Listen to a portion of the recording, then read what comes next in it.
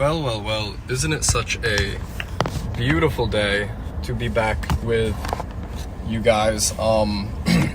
I just quickly stopped at QT to grab these little taquito things or whatever.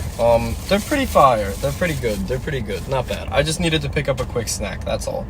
But today we're going to be hitting back, biceps, and a little bit of shoulders.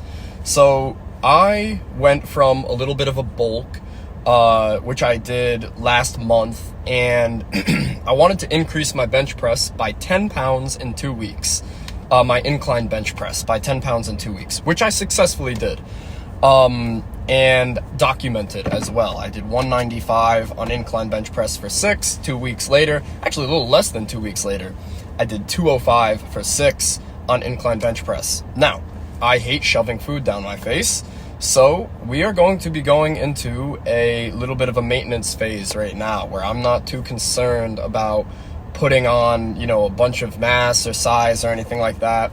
I'm happy with where the physique's at right now, and I really want to get back into more calisthenic movements, handstand push-ups, a lot of pull-ups, a lot of, just other things that I'll be incorporating as well. And I want to show you guys that it doesn't matter what kind of training method you implement, as long as you're pushing with high intensity and doing the things that you should consistently, you're going to maintain and even put on more muscle. So, without further ado, I think we can now move into the actual workout itself. I'm going to be going over to Gold's Gym as usual, and I will see you guys over there.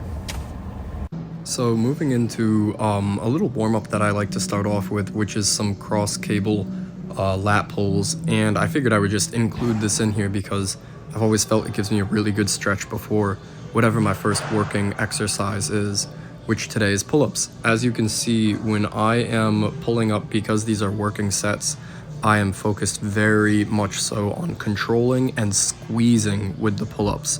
A lot of times when I'm warming up, I might speed them up a little bit, and at the same time make sure that I get a good stretch when I get to the bottom, because that is also very important. And as a matter of fact, it facilitates more muscle growth on the bottom portion and the stretching portion of the workout than it does when you're at the top and squeezing at the top. However, both are good to incorporate. These reps I'm doing a little bit faster, but honestly, just do what your body feels comfortable with. So that first set felt really good, and this second set I felt like I wanted to just speed things up a little bit. But even at the end here, you can see I'm focusing on squeezing and making sure that my lats really stretch when I get to the bottom. And on the discussion of pull-ups, I know it's obvious, but you have to remember you are literally pulling your entire weight. A lot of people equate machines, such as lat pull-downs, to more so muscle growth, and pull-ups as more of a calisthenic exercise and less muscle growth.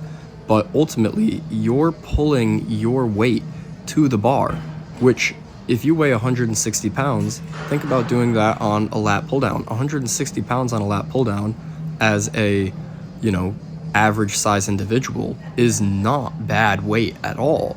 And I just wanted to give that as an example that just because it's pull-ups doesn't mean that you are going to have less muscle growth.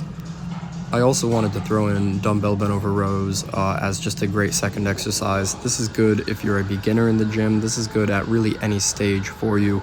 I'm not saying my form is perfect. However, if you can prioritize a good stretch at the bottom, it's going to really help facilitate growth, and make sure to keep your lower back straight. And moving on to biceps, I really enjoy hammer curls. Honestly, for my biceps, one of the biggest things that I've done as of recent has just been hammer curls and pull-ups. Pull-ups is going to work on the peak. Hammer curls is going to work on the brachialis, so giving your arms more of a rounded look. Now you might look at this and say, wait, those aren't normal hammer curls, or you're not doing those right. I'm tracking them out to the side a little bit, but that's actually because your biceps naturally track out to the side and not inward. Now, some of my reps may be a little bit exaggerated. However, I'm ultimately doing what feels good for me and what has provided me with the gains that I've gotten. Once again, I'm not saying that it is the perfect way or the way that you need to do it. I would just recommend do what feels good for your body and you will most likely see the best growth gains from that. How long should I be waiting? Feels like I've had too much of drama, but I'm not ready to give in.